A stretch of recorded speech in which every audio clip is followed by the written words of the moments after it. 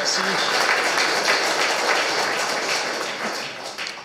Chers amis, chers camarades, tout d'abord, j'aimerais vous dire mon plaisir d'être ici, aujourd'hui, parmi vous, dans cette bonne ville de Lyon où le milieu identitaire est fort et où nos jeunes occupent le terrain avec une détermination, un courage et une persévérance auxquels il me semble important de rendre un hommage appuyé.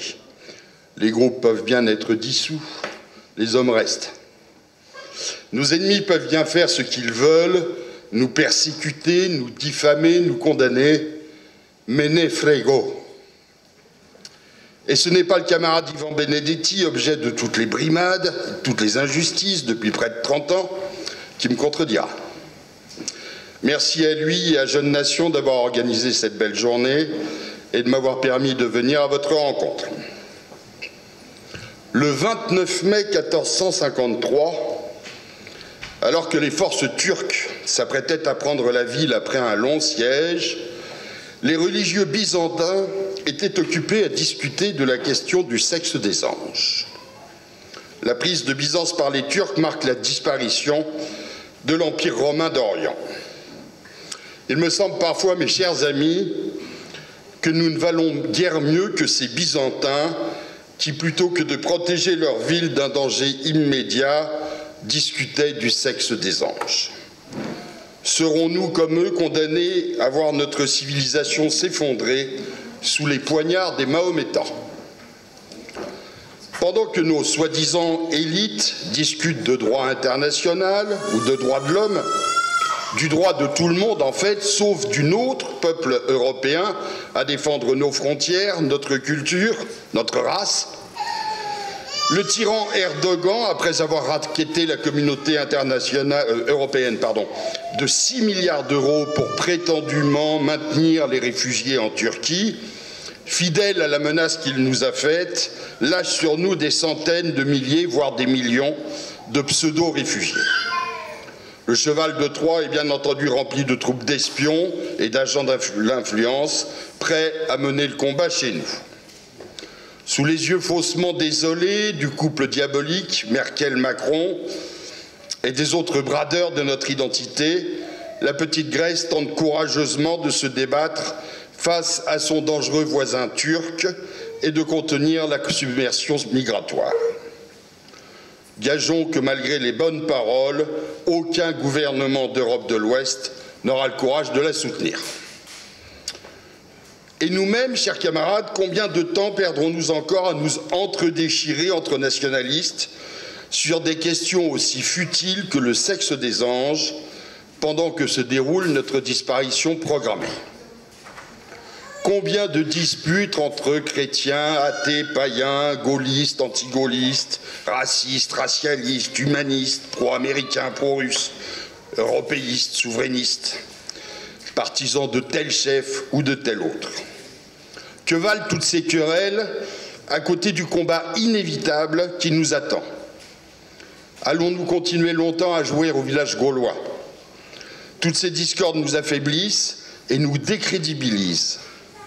Alors que notre ennemi est de plus en plus groupé et solidaire contre nous, nous en sommes encore à refuser de combattre avec un tel parce qu'il est royaliste, ou avec une telle parce que sa position est moins radicale que la nôtre sur tel ou tel sujet. Qu'on puisse se diviser sur des incompatibilités idéologiques fortes au moment de prendre le pouvoir et de se le partager, ça peut se comprendre. Mais franchement, nous sommes bien loin de prendre le pouvoir.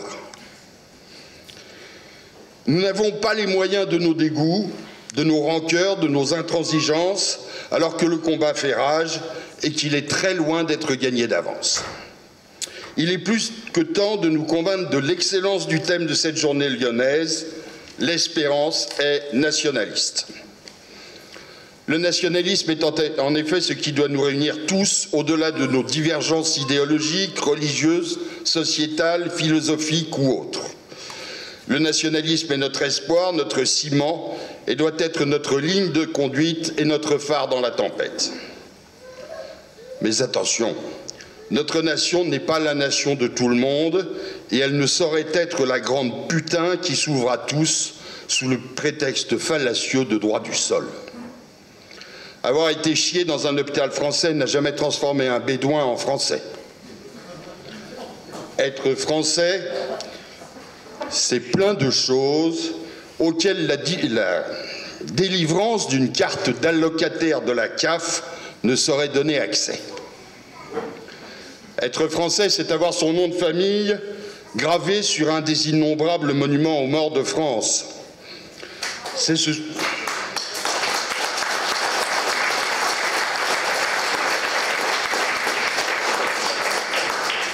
se souvenir d'un village de Creuse, de Bretagne ou de Savoie où sont enterrés ses grands-parents.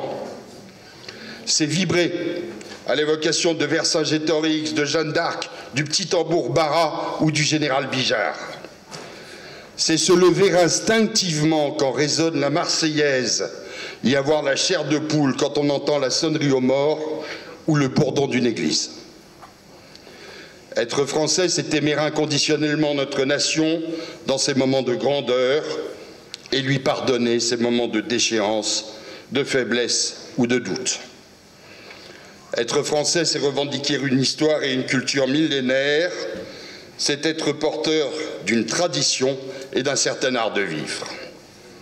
Des millions d'Espagnols, d'Italiens, de Polonais ont montré au cours du XXe siècle qu'on pouvait devenir français, à condition de le désirer ardemment. Il suffisait pour cela de s'adapter, de travailler et de donner au moins autant qu'on recevait. Mais nous ne pouvons plus accepter ces Français de papier qui nous détestent, qui n'ont aucune reconnaissance pour les bienfaits reçus et qui veulent aujourd'hui changer nos règles de vie et nous imposer les leurs. Il ne saurait y avoir d'égalité et de fraternité entre des gens qui ne partagent pas les mêmes valeurs. Et chez moi, je veux qu'on vive comme chez moi. L'homme moderne devrait être indifférencié, déplaçable à l'envi, sans racines et sans culture, un travailleur consommateur sans attache ni valeur, aisément remplaçable. L'homme pirogue devrait remplacer l'homme arbre. Après avoir tenté de détruire l'idée de nation, d'origine, d'enracinement, les progressistes se sont attaqués à la famille. Père ou mère sont devenus facultatifs. Il faut naître de nulle part et de personne. Alors oui, l'espoir est nationaliste. Face aux aberrations qu'on veut nous faire prendre pour de la modernité, seul le nationalisme peut nous sortir du gouffre où nous plongeons inexorablement. Mais cet espoir nationaliste est un espoir exigeant. Il ne s'agit pas pour nous d'espérer des jours meilleurs, mais de lutter âprement, inlassablement, inexorablement pour les voir revenir. Tous ceux qui mènent le combat savent combien il en coûte. Pour nous, il n'y a ni passe-droit, ni prébande, ni petits arrangements entre amis. Le système nous considère comme des pestiférés et met toute la puissance de l'État à nous museler. Les condamnations tombent et la justice nous persécute. La police nous surveille, les antifas en bons chiens du pouvoir nous harcèlent, les réseaux sociaux nous bannissent, l'establishment nous méprise. Mais fiers de nos idées et persuadés de la légitimité de notre combat, nous ne faiblissons pas. Nous ne faiblissons pas parce que c'est dans notre nature et parce que nous n'avons pas le choix. Si nous faiblissons, nous mourrons. C'est pourquoi l'espérance nationaliste, c'est ici et maintenant. Nous ne pouvons pas remettre à demain la révolution nationale et toutes nos forces doivent se mobiliser pour se jeter dans la bataille en faisant fi des courants de pensée et des querelles idéologiques. Il est impératif d'arrêter de se renvoyer la balle de nos échecs entre boomers et jeunes cons. Chacun à sa place doit mener le combat et nous n'avons ni le temps ni les moyens de distribuer des satisfecit de bons militants aux uns ou aux autres. Le seul bon militant, c'est celui qui milite aujourd'hui. Le seul bon guerrier, c'est celui qui se bat maintenant. Le seul bon chef, c'est celui qui mène ses troupes ici et maintenant. L'ennemi n'est plus aux portes de la cité, il est dans la cité. Il nous faut mener le combat maison par maison, ruelle par ruelle, quartier par quartier. Qui pourrait prétendre avoir encore le temps de se poser des questions existentielles alors que la cité brûle? Et puisque nous parlons espérance, n'oublions jamais que l'espérance d'un peuple est portée par sa jeunesse. Alors nous, les anciens, demandons-nous sincèrement ce que nous avons fait pour nos jeunes. En avons-nous fait assez? Pouvons-nous être fiers du monde que nous leur transmettons?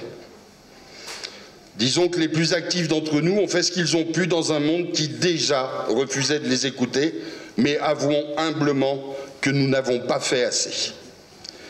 Il est de notre devoir de remotiver la jeunesse, de lui transmettre notre savoir, de reconnaître nos erreurs afin qu'elle ne les reproduise pas. Il est aussi de notre devoir de la réveiller, de la bousculer et de lui interdire de se trouver des prétextes à la lâcheté et à la paresse. Ce combat nationaliste, c'est tous ensemble que nous devons le mener. Jeunes, vieux, ouvriers, bourgeois, intellectuels, guerriers, tous, nous devons nous unir pour, dans un même sursaut indispensable, reprendre notre destin en main et porter le nationalisme à la victoire. Il n'y a ni argent, ni honneur, ni poste, ni prébende à gagner dans notre combat. Juste des injures, des coups, des procès et des emmerdements. Faisons-le avec honneur et camaraderie et laissons les petites vacheries et les grandes trahisons à ceux qui font de la politique politicienne. La victoire n'est-elle pas infiniment plus grande et indispensable que nos petites haines de chapelle? Devrons-nous un jour nous soumettre à l'islam pour n'avoir pas su fraterniser avec les nôtres? Voulons-nous porter le poids de cette responsabilité face à nos enfants ou petits-enfants et face au jugement de l'histoire? Mes amis, je voudrais conclure ces quelques mots en vous souhaitant de beaux combats et surtout de belles victoires. Nous sommes tous les maillons d'une même chaîne. Ne lâchons pas, ne lâchons rien.